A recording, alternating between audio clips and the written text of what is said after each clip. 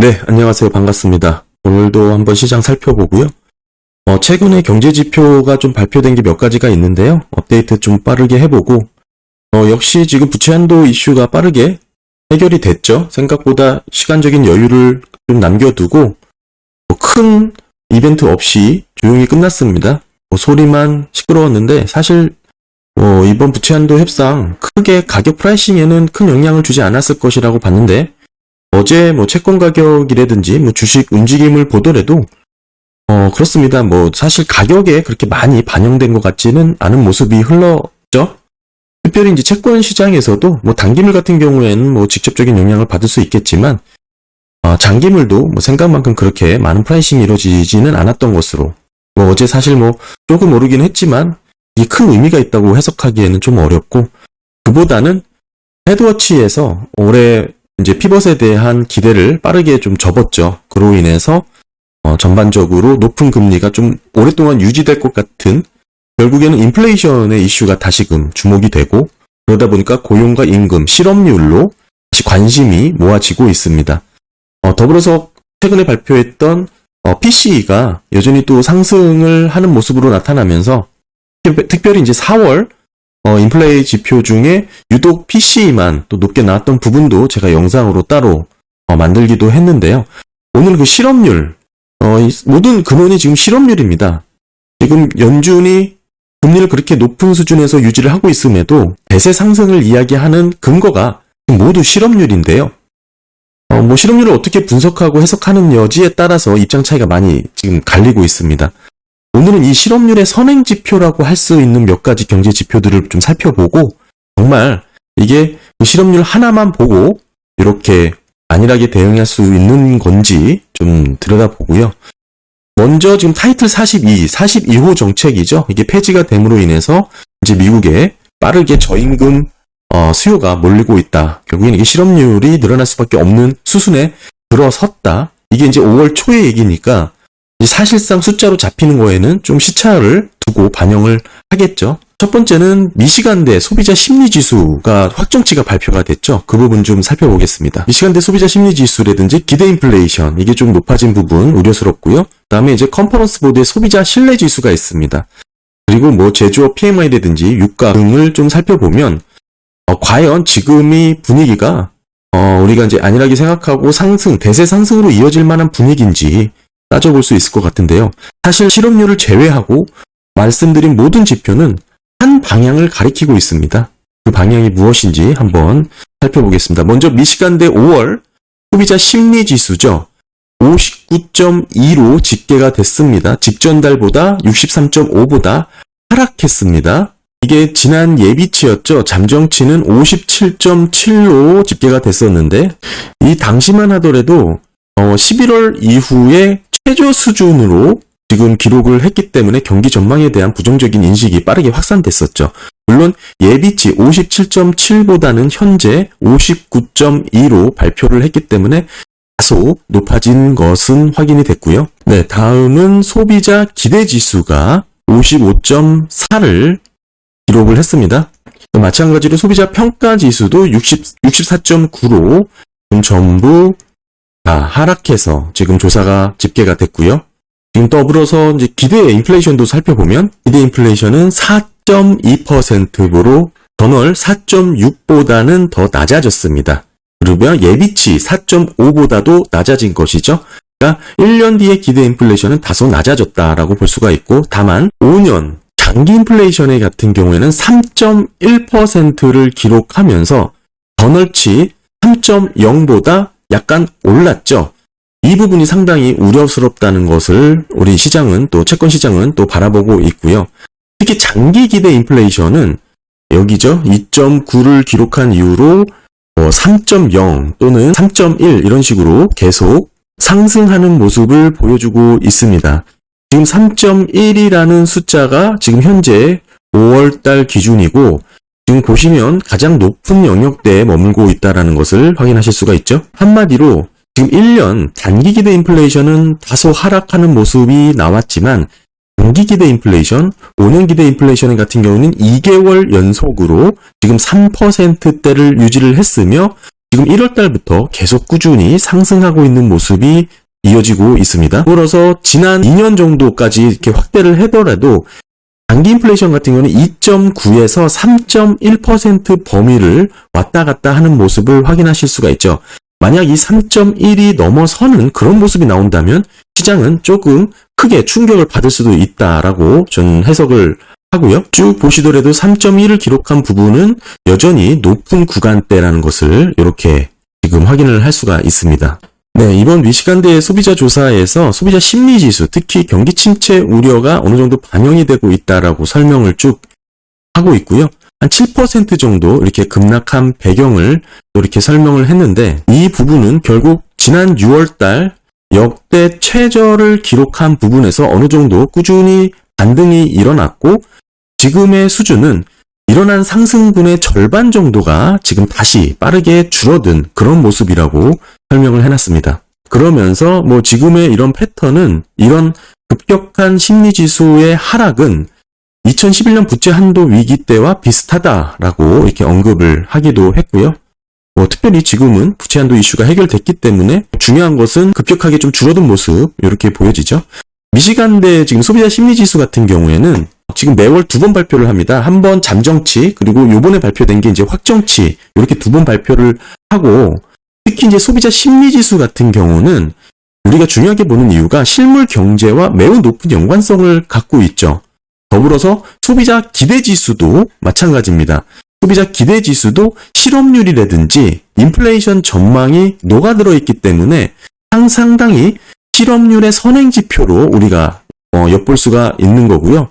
특히 인플레이션의 변화에 매우 민감하게 반응을 하면서 어느 정도 선행하는 패턴을 보이고 있습니다. 따라서 우리가 실업률을 볼 때 선행지표로 이 부분을 많이 확인을 하고요. 사실 연준이 화들짝 놀랐던 적이 한 번 있습니다. 이 무렵인데요.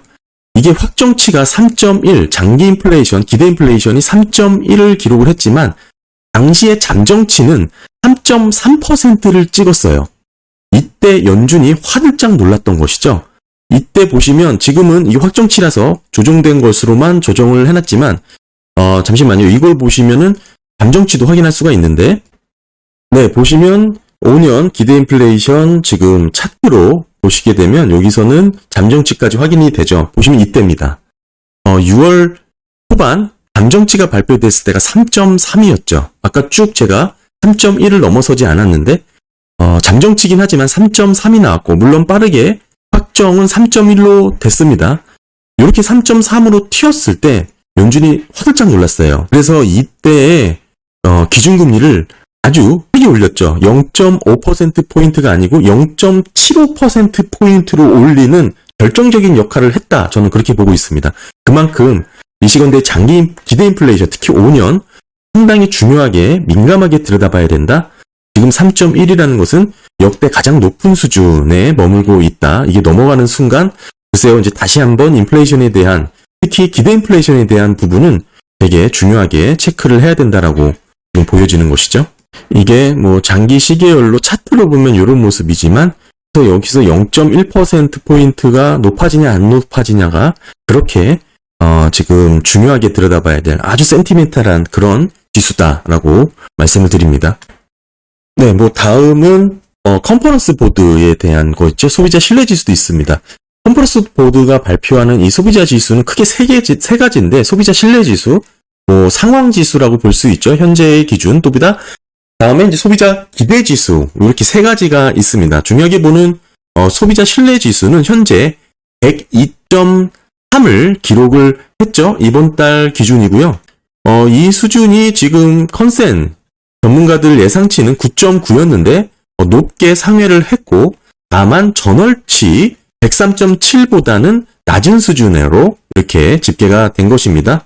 그러니까 현재 5월 소비자 신뢰도는 소비자들의 전망이 그렇게 낙관적이지는 않다라고 정리를 할 수가 있는 것 같고 그 정도는 이 그래프의 수준으로 이렇게 비교를 하실 수가 있겠죠. 이때가 08년 위기니까 이때가 코로나고 지금은 이 정도 국면이다 이렇게 보시면 되겠죠. 전반적으로 지금 컨퍼런스 보드의 지금 소비자 신뢰 지수는 기대치가 여전히 우울하다라는 전망이 조금 많이 반영이 된 것 같아요. 소비자 신뢰 지수에 특히 현재 고용과 뭐 일자리에 대한 부분도 이렇게 다 반영을 해서 지수로 표현을 한 거기 때문에 이 부분 뒤에서 좀 더 설명을 좀 드릴 거고요. 특히 이제 고용에 우리가 민감하기 때문에 고용 상황에 대해서만 지목을 해보면 현재 일자리가 충분한 것 같냐라고 물어본 소비자들의 대답이 4월 달에는 충분하다라고 대답한 게 47.5였어요. 근데 5월 달 들어서면서 43.5로 4%포인트가 감소를 하면서 가장 크게 악화가 됐습니다. 이게 상당히 좀 의미가 있다고 보여지고요. 네, 다음은 컨퍼런스 보드의 소비자의 단기 전망을 기반으로 하는 기대지수죠. 이 기대지수가 상당히 중요한데 71.5로 집계가 된 거고 직전에는 71.7, 그러니까 뭐 비슷하긴 한데 약간 줄어든, 약간 감소한 지금의 모습이고요.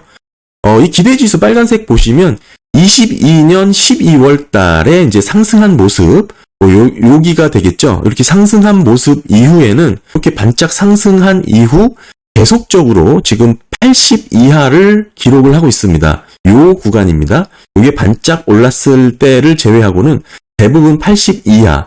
그러니까 80 이하는 심리적으로 경기 침체와 관련된 인식이 확산되는 구간이라고 보실 수가 있고요. 이 말은 1년 내에 경기 침체가 올 수 있다라는 의미로 해석을 하는 경향이 많습니다. 지금도 여전히 그 구간에 머물고 있죠. 사실 22년 이때서부터 꾸준히 머물고 있었습니다. 반짝 오르긴 했지만 이걸 충분히 회복하고 넘어서지 못하고 다시 지금 하락하고 있는 모습이 나오고 있고요. 정리해보면 지난해 2월 이후에 보시면 12개월 달 한 달 잠깐 80을 선회했던 거를 제외하고는 모두 80을 밑도는 수준에서 지금 머물고 있다. 이렇게 보실 수가 있죠. 다음은 지금 사업자들, 소비자들의 생각 한번 엿보시면 현재 비즈니스에 대한 지금 상황이 어떠냐라고 이렇게 평가를 보게 되면 5월 기준으로는 소비자 평가는 소폭 개선된 모습으로 엿볼 수가 있고요. 소비자들의 약 19.6%는 사업 여건이 뭐 대체적으로 좋다라고 답을 했습니다. 그러니까 지난달이 19%였죠. 뭐 0.6%포인트가 조금 높아졌다. 그러니까 우리 쉽게 얘기하면 요즘 뭐 사업 어때라고 물어볼 수 있는 가벼운 스몰 토크죠. 네, 0.6% 정도는 뭐 괜찮아 뭐 정도로 보실 수가 있는 거고, 근데 이제 사업 여건이 나쁘다라고 대답을 한 비율은 17.0%였죠. 그러니까 18.1보다 조금 낮아진 겁니다. 전반적으로 지금의 소비자들은 사업 여건을 대체적으로 긍정적으로 평가를 하고 있다. 뭐 이렇게 해석을 할 수가 있습니다. 그렇긴 한데 노동시장에 대한 소비자들의 평가는 좀 엇갈렸죠. 소비자들의 이제 43.5%는 일자리가 풍부하냐라는 대답에 43.5%만이 그렇다라고 대답을 한 것이죠. 그러니까 이게 47.5에서 아까 초반에도 설명드렸지만 빠르게 줄어든 모습입니다. 상당히 이거는 의미심장한 실업률과 관련된 설문조사라고 저는 보여지고요. 이렇게 빠르게 감소했다는 것을 눈여겨봐야 될 것 같고, 특히 이 부분이죠. 일자리를 구하기 어렵다고 답한 수치가 지금 지난달 10.6에서 12.5로 높아졌습니다. 노동시장이 글쎄요, 그렇게 좋은 모습은 아닌 것으로 지금 집계가 되죠. 이 두 가지를 놓고 보면 비즈니스 환경은 좋아졌고 고용은 조금 어려워진 그런 모습입니다. 두 개를 믹스해보면 어느 정도 지금 42호 정책이 폐지된 것과 맞물려서 해석을 할 수 있겠죠. 네, 다음은 WTI 유가 70불이 깨졌습니다. 그리고 구리 가격 보시는 것처럼 힘을 못 받고 있죠. 계속해서 하락하고 있습니다. 뭐 여전히 뭐 지금 예전 수준으로 글쎄 회복하기보다는 꾸준히 하락하고 있습니다. 구리 가격이 이렇게 빠졌는데 글쎄요, 제대로 된 턴어라운드라고 설명하기는 좀 어렵죠.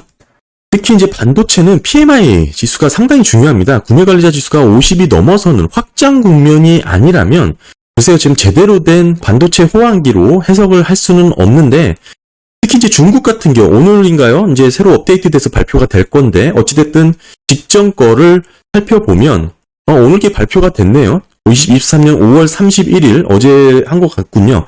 48.8이 나왔습니다. 그러니까 여전히 지금 50을 넘어서지 못하고 있는 모습이 나왔죠. 우리가 요때만 하더라도 지금 52.6, 52로 나오면서 중국 경기가 특히 제조업 경기가 돌아섰다라는 기대가 상당히 지금 반영이 됐었습니다. 리오프닝 관련해서 이제 다시금 살아난다고 했는데 이번 달 그리고 직전 달 모두 50을 넘지 못하면서 특히 이번 달에는 더 지금 하락했죠. 48.8로 예측치를 크게 하회했고 직전보다도 낮아졌습니다. 만만치 않다라는 것입니다. 중국 PMI가 돌아서지 못했습니다. 네, 미국은 아직 침체 국면이라고 보실 수가 있죠. 침체라기보다는 위축 국면이라고 표현하는 게 더 정확하겠죠. 여전히 50을 넘어서지 못하는 모습이 꾸준히 지금 보여지고 있고요. 특히 이제 이 부분 직전보다는 높게 나와서 조금 기대를 하지만 이거를 갖고 반등이라고 표현하기는 어렵죠. PMI 지수가 50을 넘어서지 못하는 국면에서의 반도체주의 반등 조금 해석을 달리 해야 된다라고 저는 보여지고요. 미국 PMI 같은 경우에는 구체적으로 신규 주문 관련해서 아직은 글쎄요, 긍정적으로 해석할 만한 그런 집계가 아닙니다. 꾸준히 하락세를 이어가고 있습니다.